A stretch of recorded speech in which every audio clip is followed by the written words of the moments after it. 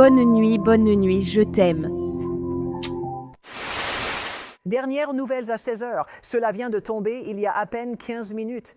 Daniel et Chloé Spencer sont accusés de meurtre au second degré après la mort de leur fille de 5 ans, Missy. Magnat.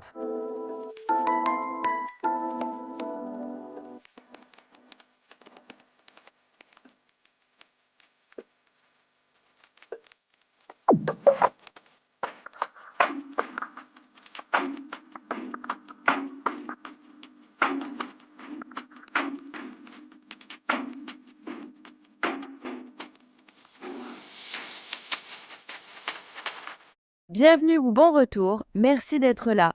Je suis Cassie et voici un monde maléfique. Aujourd'hui, je vais vous raconter l'histoire d'une petite fille morte dans une maison où elle n'aurait jamais dû se trouver. Mais plusieurs organismes et personnes n'ont pas pris la situation assez au sérieux jusqu'à ce qu'il soit trop tard. C'est l'histoire de Melissa Mogoul.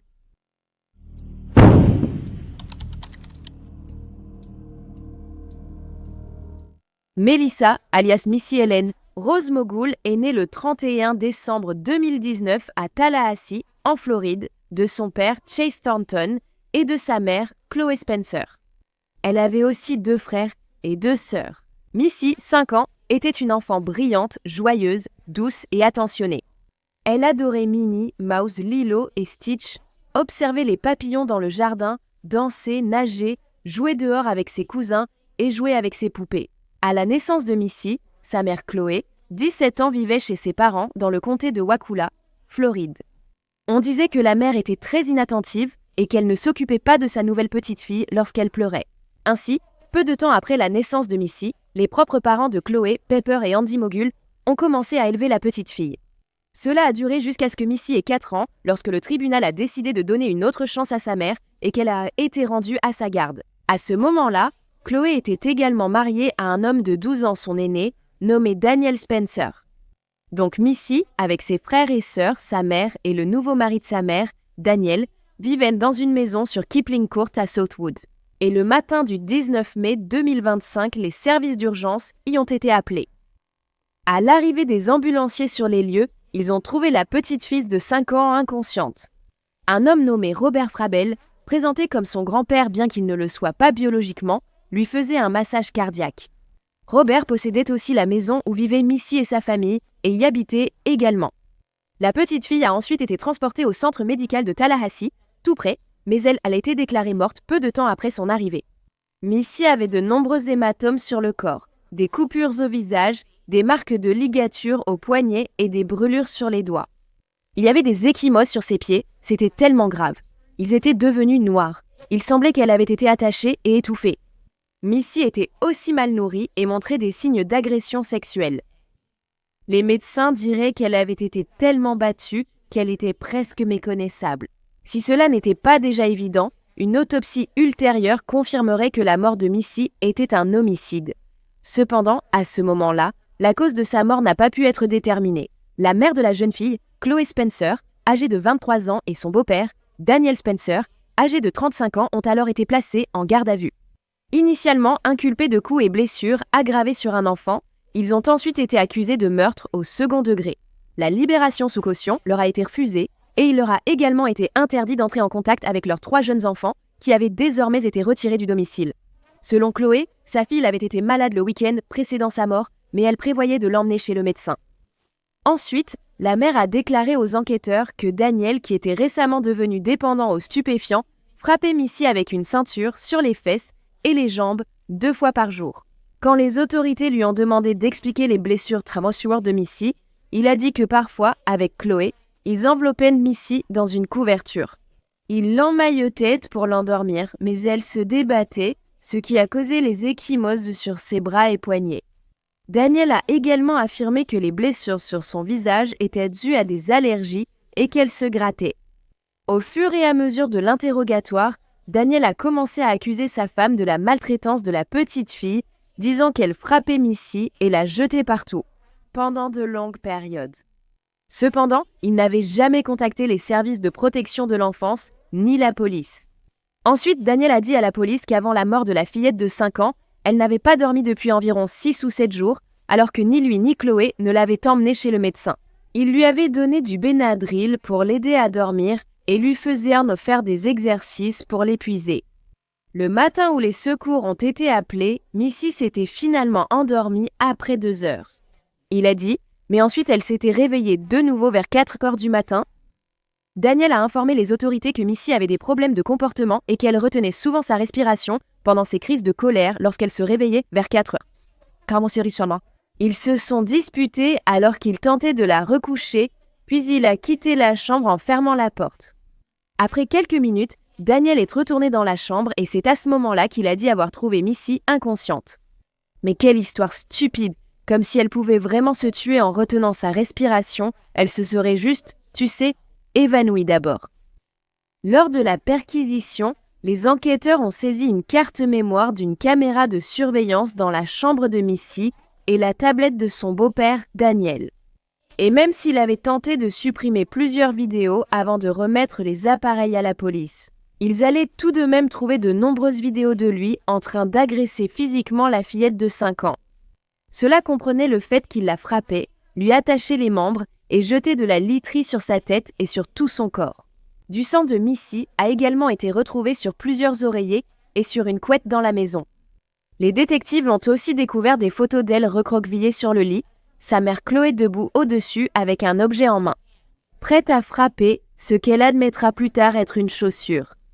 Après la mort de Missy, beaucoup, dont les petites filles et d'autres membres de la famille, ont attribué ce qui lui était arrivé aux échecs des tribunaux, des forces de l'ordre et de l'Agence de protection de l'enfance de Floride.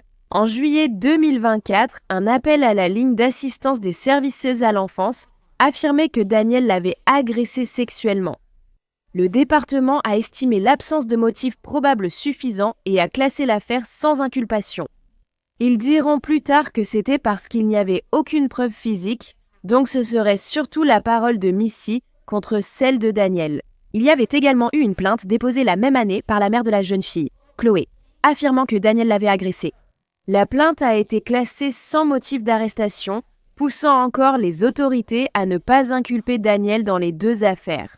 Plus étonnant encore, ces incidents avaient eu lieu seulement quelques mois après qu'il ait été piégé lors d'une opération d'infiltration contre la pédocriminalité. Elle s'appelait Opération Grand Nettoyage et elle a été menée par le département du shérif du comté de Léon. Apparemment, Daniel avait été surpris en train de discuter en ligne pendant des heures avec une policière infiltrée qui se faisait passer pour une fille de 15 ans. Quand l'agente a dit à Daniel qu'elle n'avait que 15 ans, il a répondu que l'âge n'est qu'un chiffre.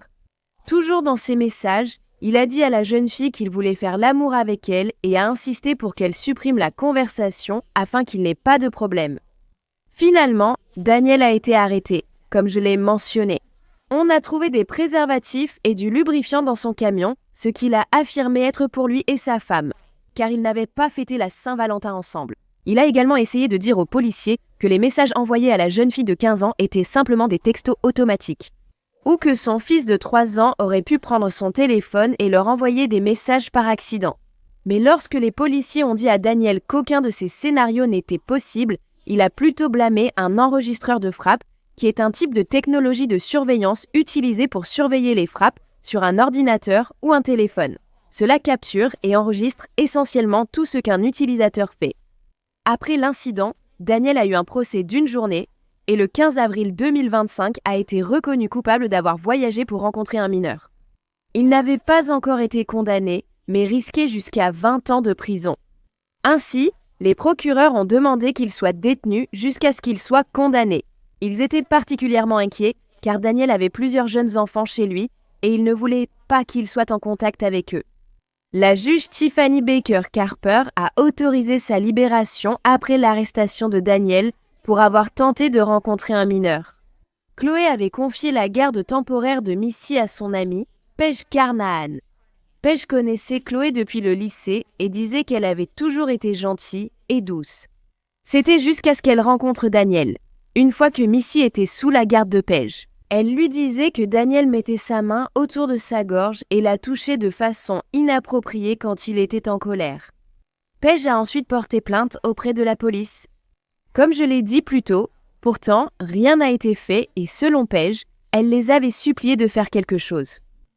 Mais les travailleurs sociaux lui ont dit que Missy avait sans doute été influencée pour inventer ces accusations contre Daniel.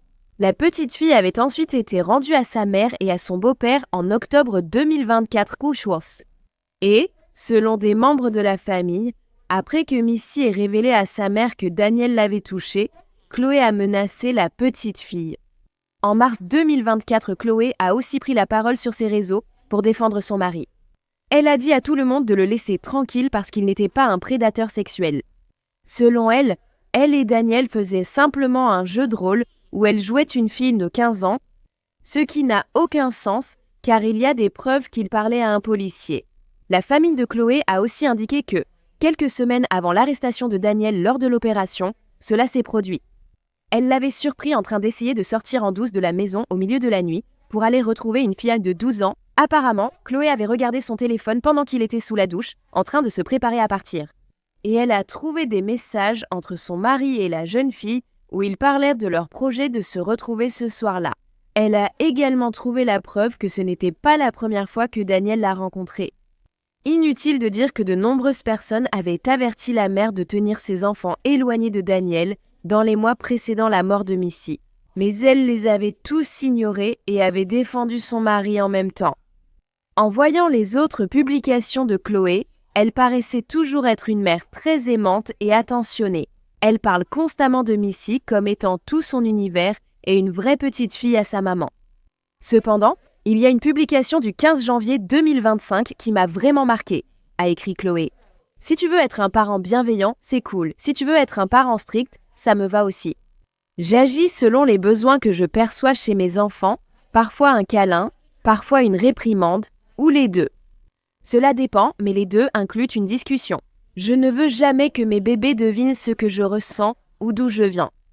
De façon troublante, après l'arrestation de Daniel en lien avec la mort de Missy, sa grand-mère a écrit une lettre au juge chargé de l'affaire, lui demandant d'être indulgent avec lui. La lettre dit que c'est un homme honnête et digne de confiance, qui n'a pas de condamnations antérieures. Il a aussi une famille et mérite une chance de s'améliorer. La grand-mère de Daniel poursuit en disant qu'elle pense qu'il a peut-être été piégé au moment de sa supposée infraction.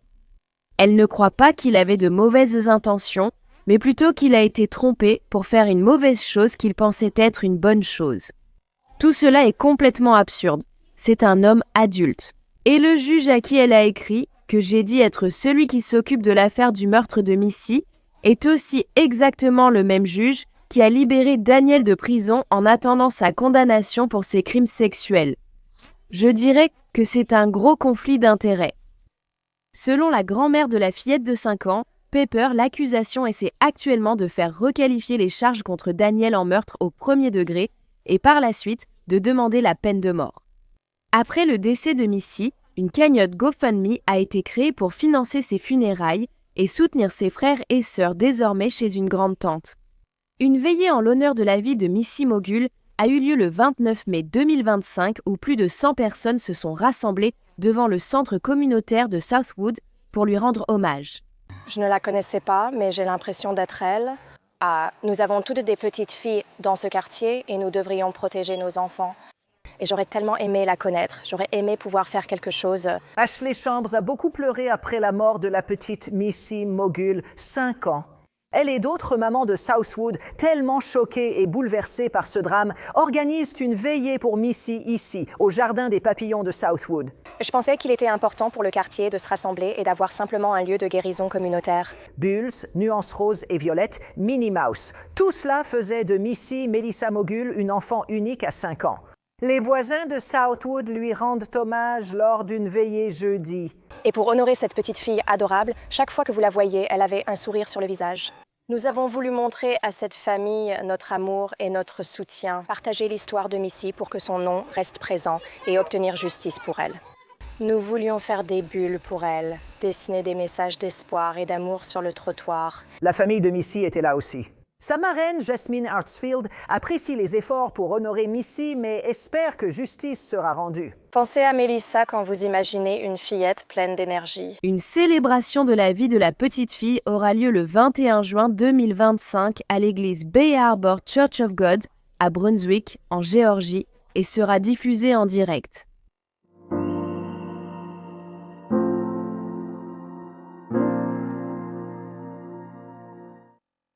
Eh bien, merci d'avoir écouté l'histoire de Missy aujourd'hui. Il y a tellement de choses dans cette affaire qui sont absolument scandaleuses.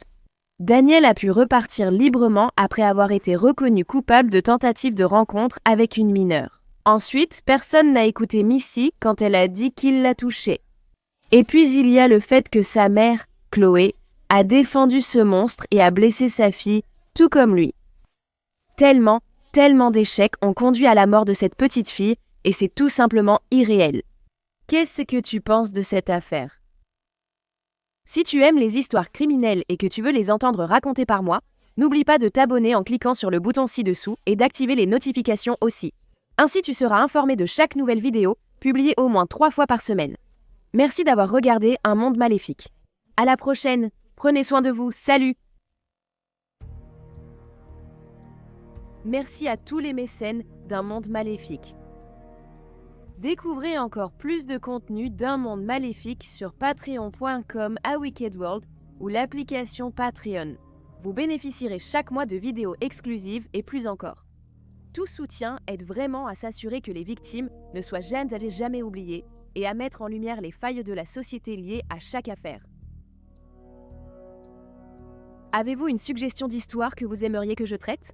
Si c'est le cas, envoyez-moi un email à awickedworld@gmail.com.